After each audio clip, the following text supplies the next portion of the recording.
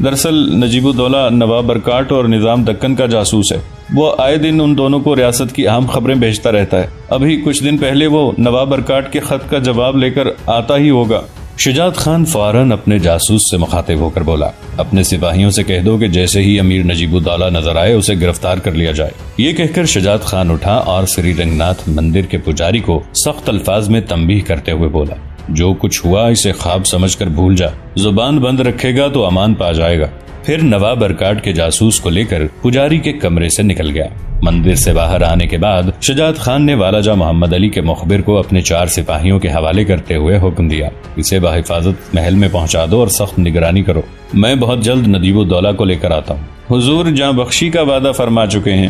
نواب برکاٹ کے جاسوس نے روتے ہوئے کہا، اسے اپنی موت بہت قریب نظر آ رہی تھی. ہمارا وعدہ ہے اور ہماری جانوں کے ساتھ ساتھ ہے. تیرے نواب کا وعدہ نہیں کہ قرآن کی قسمیں کھا کر بھی مکر جاتا ہے. یقین کر کہ تجھے ریاست میسور کی حدود میں موت نہیں آئے گی. اب آگے تیری قسمت. نواب برکاٹ کا جاسوس لرزتے قدموں کے ساتھ محل کی طرف چلا گیا اور شجاعت خان اپنے سادہ لباس سپاہیوں کے ساتھ مندر کے دروازے پر کھڑے ہو کر امیر نجیب الدولہ کا انتظار کرنے لگا. آخر طویل انتظار کے بعد نجیب الدولہ مندر پہنچا. وہ بھی انتہائی شاطر اور ہوشیار انسان تھا. شجاعت خان کی طرح ہندوانہ لباس میں آیا تھا. میسور کا ایک سپاہی بھی اسے نہ پہچان سکا. شجاعت خان بھی دھوکا کھا گیا تھا، مگر جب نجیب الدولہ اس کے قریب سے گھبرایا ہوا گزرا تو اسے شک ہو گیا. اسی شک سے فائدہ اٹھاتے ہوئے شجاعت خان نے اسے بلند آواز سے پکارا، امیر نجیب الدولہ، آپ یہاں کیسے؟ اپنا نام سن کر نجیب الدولہ انتہائی بدحواسی کے عالم میں پلٹا. اس کے قریب ہی شجاعت خان ایک ہندو کے لباس میں کھڑا تھا. نجیب الدولہ اسے پہچان گیا مگر فوراً ہی بات بدل کر بولا، میرا نام نجیب الدولہ نہیں ہے، مگر شکل تو اسی جیسی ہے. شجاعت خان مسکرایا، میسور کے رئیس اعظم، چپ چاپ میرے ساتھ محل چلے چلو. تمہارے چاروں طرف میسور کے جانباز سپاہیوں کا حصار ہے. اگر اس حصار کو توڑنے کی کوشش کی تو جان سے جاؤ گے. ٹیپو سلطان نے تمام واقعات سنے تو وہ حیرت زدہ ہو کے رہ گیا. پھر شدت نفرت و غضب سے اس کا چہرہ جلنے لگا. امی محترم، اب نجیب الدولہ کے قتل کرنے میں کیا عذر مانے ہے؟ ٹیپو احتراماً اپنے اتالیق شجاعت خان کو چچا کہہ کر پکارتا تھا، اور اس کی ایک وجہ یہ بھی تھی کہ حیدر علی شجاعت خان کو بھائی کہتا تھا اور اسی رشتے کے سبب حرم سرا کی خواتین شجاعت خان سے پردہ نہیں کرتی تھی. نہیں شہزادے، اتنی جلد بازی ٹھیک نہیں. شجاعت خان نے بزرگانہ لہجے میں ٹیپو کو سمجھاتے ہوئے کہا، مجرم ہاتھ آ گیا ہے، اس کی قسمت کا فیصلہ خود نواب بہادر کریں گے. نواب بہادر اسے معاف تو نہیں کریں گے؟ ٹیپو فکر مند نظر آ رہا تھا. شہزادے، تم نجیب الدولہ کے بارے میں اتنے پریشان کیوں ہو رہے ہو؟ شجاعت خان نے ولی عہد سلطنت سے پوچھا. میں اسے خاک و خون میں نہایا ہوا دیکھنا چاہتا ہوں، اس کے سوا میری کوئی خواہش نہیں. ٹیپو کا چہرہ بھی جل رہا تھا اور لہجہ بھی. اس نے سریتا کو بہت آزار پہنچایا ہے اور اس معصوم لڑکی کی بڑی تحقیر کی ہے. شجاعت خان نے بڑی عجیب نظروں سے ٹیپو سلطان کی طرف دیکھا اور پھر کچھ سوچتے ہوئے بولا، شاید وہ سریتا کے جرم میں تو معاف کر دیا جائے گا، مگر اس کا دوسرا جرم بہت سنگین ہے. نجیب الدولہ اس جرم کی پاداش میں زندہ نہیں بچے گا. وہ کس طرح؟ ٹیپو ساری تفصیلات جاننے کے لیے بے قرار نظر آ رہا تھا. شجاعت خان نے وہ طویل خط ولی عہد سلطنت کے سامنے رکھ دیا جو امیر نجیب الدولہ نے نواب برکاٹ کے خط کے جواب میں تحریر کیا تھا. اس میں لکھا تھا کہ حضور والا، آپ کا غضب نامہ موصول ہوا. بے شک میں اپنا وعدہ وفا نہ کر سکا، مگر مجھ پر بے پرواہی اور کاہلی کا الزام سراسر غلط ہے. حیدر علی کو قتل کرنا اتنا آسان نہیں جتنا آپ سمجھ رہے ہیں. میں نواب میسور کے خاص خدمتگاروں کو خریدنے کی کوشش کر رہا ہوں. اس کے لیے لاکھوں کی رقم درکار ہوگی. آپ جلد از جلد مجھے مطلوبہ رقم فراہم کر دیجیے. پھر جس روز حیدر علی کے خدام میرے ہاتھوں اپنے ضمیر فروخت کر دیں گے، اسی دن والی میسور کا کام تمام ہو جائے گا. یہ وہ خط تھا جو تلاشی کے وقت نجیب الدولہ کی جیب سے برآمد ہوا تھا، اور اسی خط کو نواب برکاٹ تک پہنچانے کے لیے نجیب الدولہ سری رنگ ناتھ کے مندر پہنچا تھا. مگر شجاعت خان نے بر وقت اقدام کر کے اس کا سارا منصوبہ الٹ دیا تھا. نجیب الدولہ کا خط پڑھ کر ٹیپو سلطان کی زبان سے بے اختیار نکلا، معاذ اللہ، مسلمانوں کے بحث میں ایسے غدار بھی موجود ہیں. شہزادے، ایسا لگتا ہے کہ جیسے دنیا بھر کے غدار ہمارے ہی حصے میں آئے ہیں.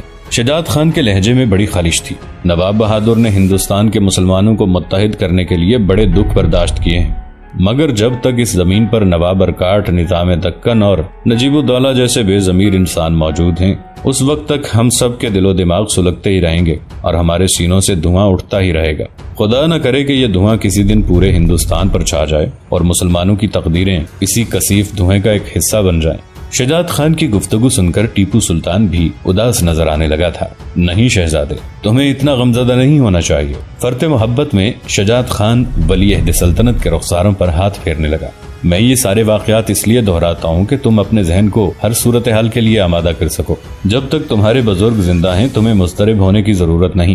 نجیب الدولہ کے مکان پر سپاہیوں کا سخت پہرا لگا دیا گیا تھا اور خود امیر کو محل کے ایک محفوظ ترین تہخانے میں منتقل کر دیا گیا تھا۔ نجیب الدولہ نے کئی بار شجاعت خان کو پیشکش کی تھی، مجھے مرنے سے بچا لے شجاعت خان۔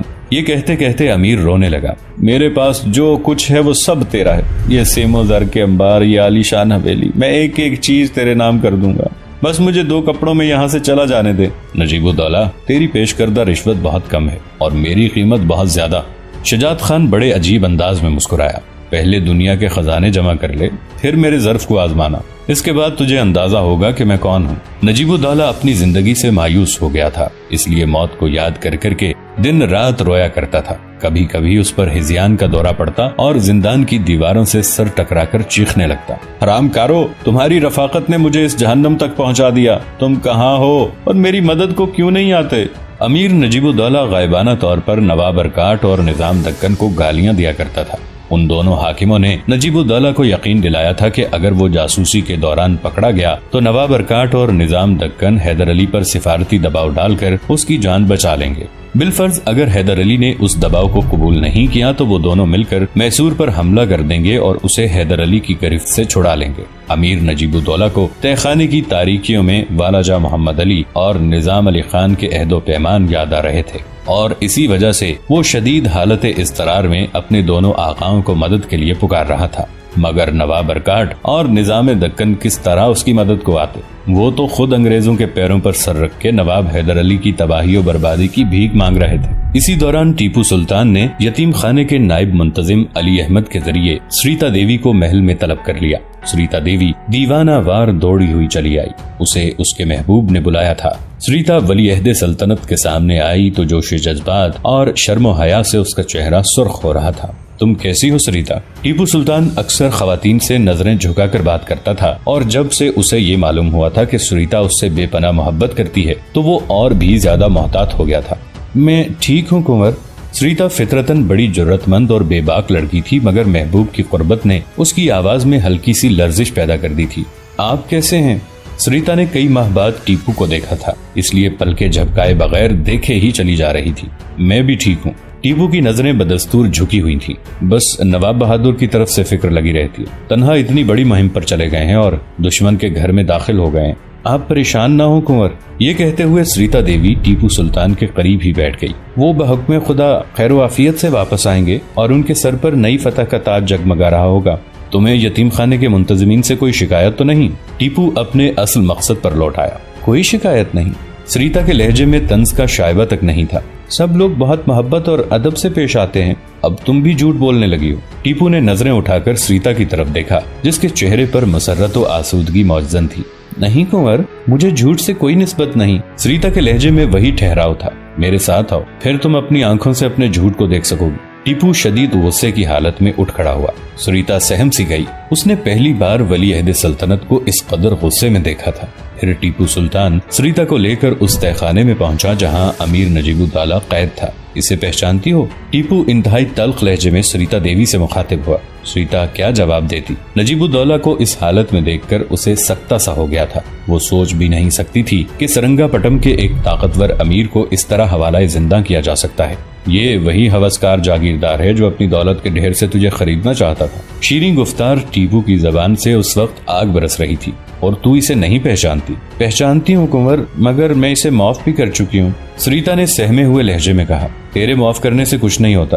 ٹیپو کی حالت غضب میں کوئی کمی نہیں آئی تھی۔ میں نے اسے معاف نہیں کیا، تو اس کے منہ پر تھوک دے سریتا، کہ شاید اس طرح میری تکلیف کا کچھ ازالہ ہو جائے۔ سریتا دیوی حیرت زدہ رہ گئی، اس نے اپنے حوالے سے ٹیپو کی یہ کیفیت پہلے کبھی نہیں دیکھی تھی۔ جانے دیں کنور، سریتا نے ایک بار پھر ٹالنے کی کوشش کی۔ یہ میرا حکم ہے سریتا۔ ٹیپو کو اپنے آپ پر قابو نہیں رہا تھا۔ سید صاحب نے بارہا میرے سامنے حضرت عمر رضی اللہ عنہ کا یہ قول دہرایا ہے کہ ظالم پر رحم کرنا ایسا ہی ہے جیسے کسی مظلوم کے ساتھ بے انصافی کی جائے۔ سریتا سنبھل گئی۔ کنور، میں آپ کے حکم پر جان دینے کا حوصلہ رکھتی ہوں، مگر یہ عمل آپ جیسے انسان کے شایع نشان نہیں۔ سریتا بڑی ذہانت سے ٹیپو کے غصے کی آگ کو سرد کرنے کی کوشش کر رہی تھی۔ ٹیپو نے غور سے سریتا کی طرف دیکھا، وہ بڑی عجیب لڑکی تھی۔ پھر میرے مقدمے کا فیصلہ کیسے ہوگا؟ ولی عہد سلطنت کی ظاہری حالت میں کسی قدر اعتدال آ گیا تھا۔ میں نے اپنا معاملہ اس پر چھوڑ دیا ہے جس کی آنکھ سے حقیر ترین ذرہ بھی پوشیدہ نہیں ہے۔ یکا سریتا کی آنکھوں میں آنسو آ گئے تھے۔ میں اسی کے دربار میں فریادی ہوں اور اسی سے شکایت کرتی ہوں۔ اس کا حکم ہے کہ برائیوں کے خلاف جنگ کرو۔ ٹیپو سریتا کے اس طرز عمل پر جھنجھلا اٹھا تھا۔ جنگ ہی تو کر رہی ہوں، مگر تمہیں میرے ہتھیار نظر نہیں آتے، سریتا نے آنسوؤں کو پونچھتے ہوئے کہا۔ بہرحال میں اس بدکار کو اپنے ہاتھوں سے قتل کروں گا۔ ٹیپو سلطان ایک بار پھر مشتعل نظر آ رہا تھا۔ نہیں کنور، آپ اسے میرے حوالے سے کچھ نہیں کہیں گے، میں نے اسے معاف کر دیا ہے۔ اب سریتا کے لہجے میں بے انتہا استقامت تھی۔ خدا کے لیے مجھے اس اندھیرے سے باہر لے چلیے، یہاں میرا دم گھٹ رہا ہے۔ جب ٹیپو سریتا کو لے کر تہخانے سے نکل آیا تو سریتا نے ولی عہد سلطنت سے پوچھا، کنور آپ کو ان باتوں کی خبر کیسے ہوئی؟ سریتا کے چہرے پر شدید حیرت کے آثار نمایاں تھے۔ مجھے تیرے ہر گزرنے والے لمحے کی خبر ہوتی ہے، ٹیپو نے پرجوش لہجے میں کہا۔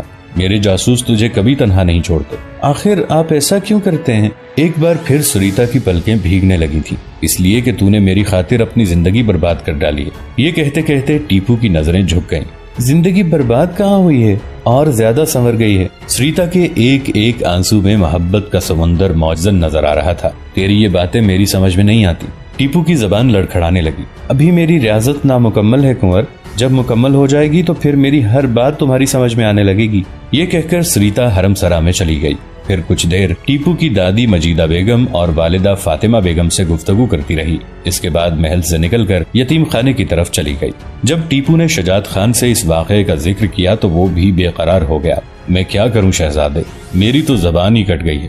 شدت کرب سے شجاعت خان کا چہرہ دھواں دینے لگا تھا۔ اس لڑکی نے میرے سینے پر بڑا بھاری بوجھ ڈال دیا ہے، اس کی تنہائی مجھے راتوں کو سونے نہیں دیتی۔ یہ کہتے کہتے شجاعت خان کی آنکھوں کے سامنے اس کا اذیت ناک ماضی ابھر آیا۔ پھر ماضی کے اسی غبار سے زینت جہاں کا چہرہ ابھرنے لگا۔ شجاعت خان مجھے بچا لو۔ ہر طرف ایک شور برپا تھا، جیسے پوری کائنات مادم کدہ بن گئی ہو۔ شجاعت خان اپنی محبوبہ زینت جہاں کو بوڑھے زمیندار امراؤ خان سے نہیں بچا سکا تھا۔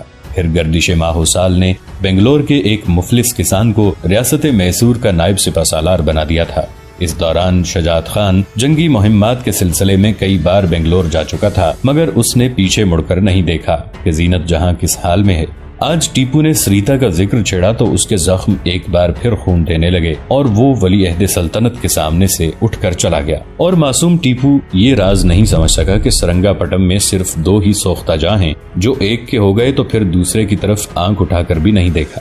امیر نجیب الدولہ کی تقدیر کا فیصلہ نواب حیدر علی کی آمد تک ملتوی کر دیا گیا تھا، اور حیدر علی بڑی عجیب شان کے ساتھ گورنر مدراس کے دربار میں بیٹھا انگریزوں کے پیش کردہ معاہدے کی شرائط سن رہا تھا۔ انگریز کئی ایسی شرائط پیش کر چکے تھے جو نواب حیدر علی کے لیے قابل قبول نہیں تھی۔ آخر گورنر مدراس نے شدید بے چارگی کے عالم میں کہا، نواب بہادر آپ خود ہی شرائط تحریر فرما دیں، میں کسی حیل و حجت کے بغیر معاہدے پر دستخط کر دوں گا۔ گورنر مدراس کو معلوم تھا کہ حیدر علی پڑھنا لکھنا نہیں جانتا، اس لیے وہ والی میسور کی مجبوری کا تماشا دیکھنا چاہتا تھا۔ حیدر علی نے فوراً میر علی رضا خان کی طرف دیکھا۔ میر علی رضا خان فاطمہ بیگم کا حقیقی بھائی اور ٹیپو سلطان کا حقیقی ماموں تھا۔ میر علی رضا خان نے گورنر مدراس سے کاغذ قلم اور دوات طلب کی۔ پھر حیدر علی بولتا رہا اور میر علی رضا خان لکھتا رہا۔ آئندہ دونوں فریق ایک دوسرے کے مددگار رہیں گے۔ دونوں فریق مقبوضہ علاقے اور جنگی قیدی واپس کر دیں گے۔ کرور کا علاقہ جو والاجہ محمد علی کی ملکیت تھا، آئندہ نواب حیدر علی کی ملکیت قرار پائے گا۔ معاہدے کی آخری شرط یہ تھی کہ والاجہ محمد علی نواب حیدر علی کو 6 لاکھ روپے سالانہ نال بندی کے طور پر ادا کرے گا۔ گورنر مدراس نے شرائط نامہ پڑھا تو اس کے چہرے کا رنگ فق ہو گیا۔ وہ سوچ بھی نہیں سکتا تھا کہ ایک ان پڑھ حکمراں اتنا بڑا مدبر ثابت ہوگا۔ حیدر علی نے بڑی ہوشیاری سے انگریزوں کو نواب ارکاٹ اور نظام دکن سے الگ کر دیا تھا۔ نواب بہادر یہ شرائط بہت سخت ہیں، گورنر نے شکستہ لہجے میں کہا۔ تو پھر میں واپس جا رہا ہوں۔ نواب حیدر علی ناگواری کے عالم میں اپنی نشست پر کھڑا ہو گیا۔ مگر یاد رکھنا کہ بہت جلد دوبارہ مدراس آؤں گا، پھر میں اپنی تلوار کی نوک اور بارود کی سیاہی سے دوسرا معاہدہ تحریر کروں گا۔ آخر گورنر مدراس نے والی میسور کے سامنے گھٹنے ٹیک دیے۔ اس نے دستخط کرنے کے لیے قلم اٹھایا تو حیدر علی نے اسے یہ کہہ کر روک دیا، میں کمپنی کو فریق تسلیم نہیں کرتا، اس لیے یہ معاہدہ میرے اور شاہ انگلستان کے درمیان تحریر کیا جائے گا۔ نواب حیدر علی کے حکم پر معاہدے کی عبارت تبدیل کی گئی اور گورنر مدراس نے شاہ انگلستان کی طرف سے دستخط کیے۔ اس کے بعد حیدر علی نے دستاویز پر 2 آڑی لکیریں کھینچ کر اپنے دستخط ثبت کر دیے۔ گورنر مدراس ہنس پڑا۔ حیدر علی اس کی ہنسی کا مفہوم سمجھتا تھا۔ کاغذ کی لکیروں کو کیا دیکھتا ہے، میری پیشانی کی لکیروں کو دیکھ جنہیں قدرت نے اپنے ہاتھ سے کھینچا ہے۔ حیدر علی کی پرجلال آواز سن کر دربار پر سناٹا چھا گیا اور گورنر مدراس نے احساس ندامت سے سر جھکا لیا۔ اس وقت کرنل سمتھ کی 25 سالہ حسین و جمیل بیٹی ماریا سمتھ بھی موجود تھی اور نواب حیدر علی کی ایک ایک حرکت کو بغور دیکھ رہی تھی۔ جب والی میسور نے ہر طرح اپنی برتری ثابت کر دی تو ماریا سمتھ بے قرار ہو کر اپنی نشست سے اٹھی اور حیدر علی کے قریب پہنچ کر گھٹنوں کے بل جھک گئی۔ پھر دختر فرنگ نے انتہائی والہانہ انداز میں والی میسور کے ہاتھ کو بوسہ دیا۔ حیدر علی انگریزوں کی اس رسم سے واقف تھا، اس لیے ایک انگریز خاتون کی اس ادا پر اسے کوئی حیرت نہیں ہوئی۔ وہ پرسکون انداز میں خاموش بیٹھا رہا۔ انگریزوں کے دربار پر سکوت مرگ طاری تھا۔ کرنل سمتھ کا چہرہ مسخ ہو کر رہ گیا تھا اور گورنر مدراس کی صورت پر خاک اڑ رہی تھی۔ پھر بھرے دربار میں اپنی عقیدت کا اظہار کرنے کے بعد ماریا سمتھ کھڑی ہو گئی اور اس نے انتہائی سرشار لہجے میں نواب حیدر علی کو مخاطب کرتے ہوئے کہا، ہندوستان کے مرد شجاع کو دختر فرنگ کا سلام۔ میری آنکھوں نے تجھ جیسا کوئی دوسرا نہیں دیکھا، نہ ارض یورپ میں نہ دیار ہند میں۔ تو زلزلے کی طرح آیا اور طوفان برق و باد کی طرح چھا گیا۔ کون ہے جو اس طرح دشمن کے گھر بیٹھ کر اپنی بات کو منوائے گا؟ نہیں، کوئی نہیں، تیرے سوا کوئی نہیں۔ کاش میں زندگی کے سفر میں تیری کنیز ہوتی اور اس اعزاز پر آخری سانس تک فخر کرتی۔ یسوع تجھے ہر بلا سے محفوظ رکھیں اور تیرے دامن میں اس قدر فتوحات ہوں کہ تو ہندوستان کا ایک ایک گوشہ اپنے قدموں سے روند ڈالے۔ جب حیدر علی کے ترجمان نے اسے ماریا سمتھ کے جذبات سے آگاہ کیا تو نواب حیدر علی بھی اپنی نشست پر کھڑا ہو گیا۔ دختر فرنگ کے لیے والی میسور کی بے شمار دعائیں کہ وہ ایک عظیم خاتون ہیں اور یورپ کا سرمایہ افتخار ہیں، میں انہیں ہمیشہ یاد رکھوں گا۔ یہ کہہ کر حیدر علی نے اپنا قیمتی ہار اتارا اور ماریا سمتھ کے گلے میں ڈال دیا۔ حیدر علی کی طرف سے یہ ایک حقیر تحفہ۔ ماریا سمتھ کی آنکھوں میں آنسو آ گئے۔ اس نے ایک بار پھر والی میسور کے ہاتھ کو بوسہ دیا اور دوبارہ اپنی نشست پر بیٹھ گئی۔ گورنر کے دربار میں موجود تمام انگریز بجھے بجھے نظر آ رہے تھے۔ ایک تو حیدر علی کی شرائط پر ذلت آمیز معاہدہ اور دوسرے ماریا سمتھ کی جنونی محبت کا مظاہرہ۔ گورنر مدراس نے تنہائی میں کرنل سمتھ کو بہت ڈانٹا۔ آج تیری بیٹی نے پوری انگریز قوم کو رسوا کر دیا، اس میں رسوائی کی کیا بات ہے؟ کرنل سمتھ نے بیٹی کی حمایت کرتے ہوئے کہا، ماریا بہادروں کو پسند کرتی ہے اور بلا شبہ حیدر علی ایک مرد شجاع ہے۔ گورنر پیچ و تاب کھا کر رہ گیا۔ اس وقت انگریزوں کے پیچ و تاب میں مزید اضافہ ہو گیا جب حیدر علی کے حکم پر پتھر کا ایک کتبہ تیار کیا گیا۔ اس کتبے میں گورنر مدراس اور کونسل کے اراکین حیدر علی کے سامنے دو زانو ہو کر بیٹھے ہیں۔ والی میسور ایک ممبر کی ناک جو ہاتھی کی سونڈ کے مشابہ ہے پکڑ کر کھینچ رہا ہے اور اس میں سے اشرفیاں گر رہی ہیں۔ تصویر کے کونے میں کرنل سمتھ صلح نامے کے لیے کھڑا ہے اور دوسرے ہاتھ سے تلوار توڑ کر زمین پر رکھ رہا ہے۔ اس منظر کو مدراس کے ایک ماہر سنگ تراش نے بڑی خوبصورتی سے پتھر پر منتقل کیا تھا۔ حیدر علی نے سنگ تراش کو بڑے انعام و کرام سے نوازا اور پھر یہ کتبہ قلعہ سینٹ جارج کے دروازے پر آویزاں کر دیا گیا۔ انگریزوں کی یہ دوسری شکست تھی۔ نواب حیدر علی نے دشمن کے گھر میں بیٹھ کر اپنے جلال و جبروت کا عجیب مظاہرہ کیا تھا۔ اس کتبے کو دیکھ کر کرنل سمتھ اپنی بیٹی ماریا پر برس پڑا تھا۔ تو حیدر علی کی محبت میں گرفتار ہے اور اس نے تیرے باپ کی رسوائی کے منظر کو تاریخ کا ایک حصہ بنا دیا ہے۔ ماریا خاموش بیٹھی رہی اور کرنل سمتھ بیٹی پر غصہ اتارتا رہا، یہاں تک کہ وہ تھک کر بستر پر گر گیا۔ قلعے پر کتبہ آویزاں کرنے کے بعد حیدر علی مدراس سے رخصت ہونے والا تھا۔ اس دن آدھی رات کے قریب حیدر علی کے ایک محافظ نے اسے یہ اطلاع دیتے ہوئے کہا، ایک انگریز عورت نواب بہادر سے ملنا چاہتی ہے۔ والی میسور نے اس خبر کو بڑے تعجب سے سنا اور پھر اشارے سے کہا کہ آنے والی خاتون کو اندر بھیج دیا جائے۔ فرنگی عورت حیدر علی کے خلوت کدے میں داخل ہوئی تو والی میسور حیرت زدہ رہ گیا۔ ماریا سمتھ بڑی شکستہ حالت میں اس کے سامنے کھڑی تھی۔ دختر فرنگ، تم اس وقت؟ نواب حیدر علی نے حیرت زدہ لہجے میں کہا، میرے پاس وقت نہیں ہے نواب، بڑی مشکل سے تم تک پہنچی ہوں۔ ماریا سمتھ اس طرح بول رہی تھی جیسے اسے بہت عجلت ہو۔ میرے باپ اور میری قوم کو یہ بات پسند نہیں آئی کہ میں تم جیسے مرد شجاع کی تعریف کر سکوں، اور میرے نزدیک ان لوگوں کا یہ رویہ کچھ تعجب خیز بھی نہیں کہ میں اپنی قوم کو خوب پہچانتی ہوں۔ دوستو، آج کے لیے اتنا ہی۔ اسی کہانی کی اگلی قسط کے ساتھ بہت جلد حاضر ہوں گے۔ نیچے کامنٹ سیکشن میں اپنی رائے کا اظہار ضرور کیجیے گا۔ ہمارے اس چینل کو سبسکرائب کر کے نیچے موجود بیل آئیکن کو بھی ضرور کلک کیجیے گا۔ اگلی ملاقات تک کے لیے ہمارا اور آپ کا اللہ نگہبان۔